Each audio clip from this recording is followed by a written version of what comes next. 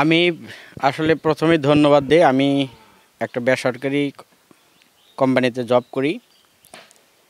আমি ২০২০ সাল থেকে প্রবীণদেরকে নিয়ে কাজ করি এবং আমার এলাকা থেকে আমি শুরু করেছি।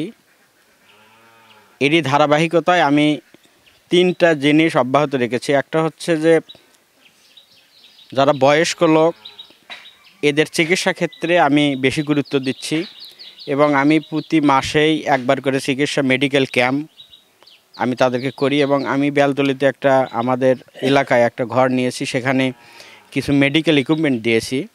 মুরব্বীরা সেখানে আসে বসে থেকে গল্পগুজব করে, সেখানে মেডিকেল ক্যাম্পের জিনিসপত্র আছে, তারা এগুলো নিয়ে একটু চর্চা করে।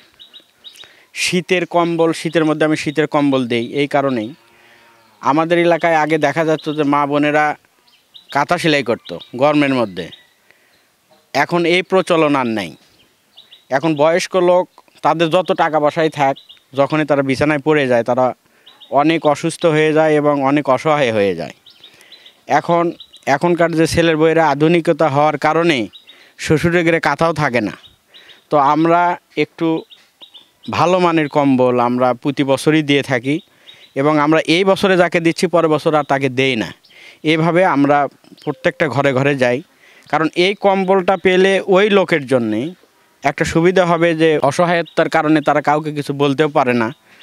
তো আমরা গতবারেও দেখেছি বিভিন্নভাবে আমরা লিস্ট যখন করি তখন প্রত্যেকটা গ্রামে আমাদের লোকজন ঢোকে এবং সব গরিব মানুষের কাছে যায় বলে যে আপনাদের গ্রামে গরিব কয়জন আছে, কে কোন অসুবিধা আছে, এইভাবে আমরা লিস্ট করে গতবারে দিই। কিন্তু এইবারে আমার কাছে মনে হলো যে এই অসহায় মানুষগুলোর কাছাকাছি আমি যাই, এই জন্যে আমি 3 দিন হলে 150, এবারে আমাদের বাজেটের মধ্যে 150টা কম্বল আমি নিয়ে এসেছি এবং আমরা প্রত্যেকটা বাড়ি বাড়ি গিয়ে আমরাই খুঁজে নিচ্ছি। কেউ আগে থেকে জানে না, তাদেরকে আমরা কম্বল দেব। আমরা যাচ্ছি যে আপনাদের লিস্ট আমরা নিয়েছি, আগে থেকে আমরা লিস্ট নিয়েছি এবং আমরা বাড়ি বাড়ি যায় তাদেরকে এই কম্বলগুলো দিচ্ছি। এটা দেওয়ার উদ্দেশ্য হচ্ছে যে তাদের যে কষ্ট, তারা যে বয়স্ক বা অল্প বয়সে বিছানায় পড়ে আছে, এটা যাতে আমাদের মধ্যেও একটা অনুভব হয়, আমরাও একদিন হয়তো বা এই বয়সে উপনীত হব। এবং আমার এলাকায় যেগুলো স্বেচ্ছাসেবী যারা কাজ করে আমি তাদেরকে সাথে নিয়েই কাজ করতেছি। তারা তো কাজ করতেইছে, আমি তো বাড়িতে থাকতে পারি না, আমি ঢাকায় থাকি, ব্যস্ত থাকি। এই ব্যস্ততার ফাঁকে আমি একবার করে আসি। তো আমার নিয়ত হচ্ছে যে আমাদের এলাকায় অনেক ছেলেবেলা আছে যারা ভালো ভালো চাকরি করে, ভালো ব্যবসা করে এবং তাদের মানসিকতা অনেক উদার। আমি চাই যে আমাদের পাশাপাশি, আমি তো করতেছি, আমাদের পাশাপাশি তারাও আসে। প্রত্যেকটা গ্রামে যদি প্রত্যেকটা মানুষ যদি এরকম হয় তাহলে আমাদের এই গ্রামে অসহায়ত্ব মানুষের পাশে দাঁড়ালে তারা একটু স্বস্তি পাবে। কারণ তারা তো এটা নিয়ে অনেক কিছু করতে পারবে না, কিন্তু আমরা যে তাদের সামনে এসেছি, তাদের যে মনস্তাত্ত্বিক যে বিষয়টা, এটা অসুখের একটা অ্যান্টিবায়োটিকের মতন কাজ করে। এই জন্যে আমি তাদের কাছাকাছি এসেছি। আর আমি আরেকটা প্রোগ্রাম করে থাকি ঈদের আগে।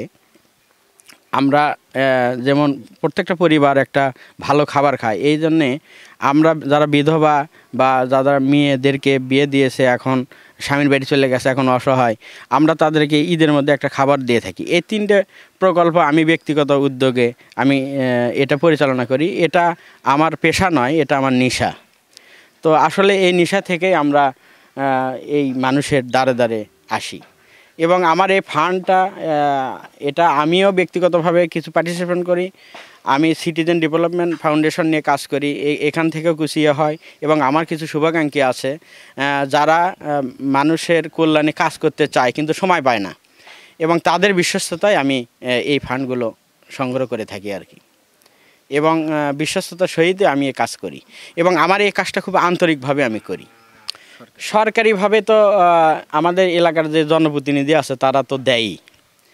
তো তাদের পাশাপাশি আমরাও যারা ব্যক্তিগত উদ্যোগে আমরাও একটু আগায় আসি, কারণ সরকারের একটা জিনিস হয় কি, সরকারি বাজেটে তাদের অনেক সময় কম থাকে বা অনেক সময় কোয়ালিটির এদিক ওদিক হয়।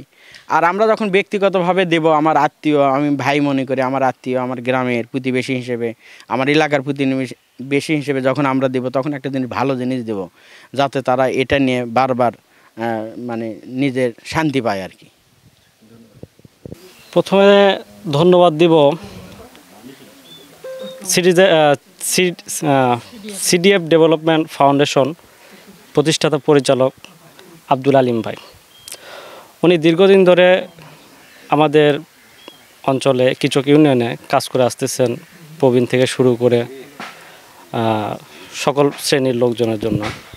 তো সেই ধারায় অব্যাহত রেখে প্রতি বছরেই এই কম্বল অসহায় থেকে শুরু করে ধনী গরিব উভয়, বয়স্ক যারা আছে বিছানায় যারা অসুস্থ থাকে তাদেরকে দিয়ে আসতেছে।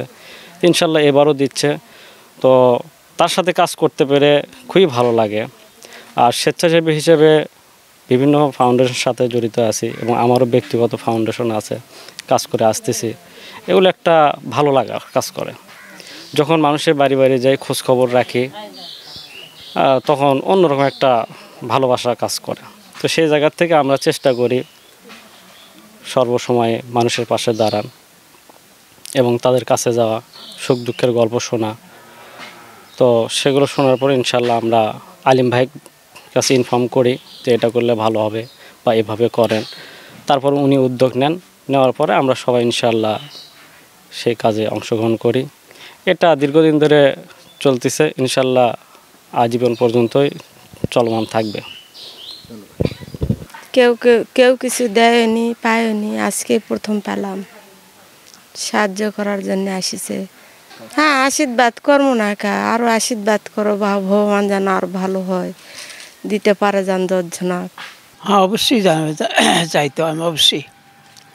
যারা দেশে গ্রামে সচ্ছল মানুষ আছে, দেশের মানুষ সচ্ছল, যারা পরিবারের প্রতিবেশী, তাদের নৈতিক দায়িত্ব যাদের নাই তাদের জন্য এই উষ্ণের ব্যবস্থা করা, একটা কম্বলের ব্যবস্থা করার জন্য আমি আহ্বান জানাচ্ছি। ব্যক্তিগত উদ্যোগে যদি এটা হয়ে থাকে তাহলে অসংখ্য ধন্যবাদ দিচ্ছি আমি তাদের, এবং ব্যক্তিগত উদ্যোগ গ্রহণ করার জন্য আসার জন্য আহ্বানও করতেছি। ও প্রতি বছরই এই ব্যবস্থা ধারাবাহিকভাবে চলে আসতেছে।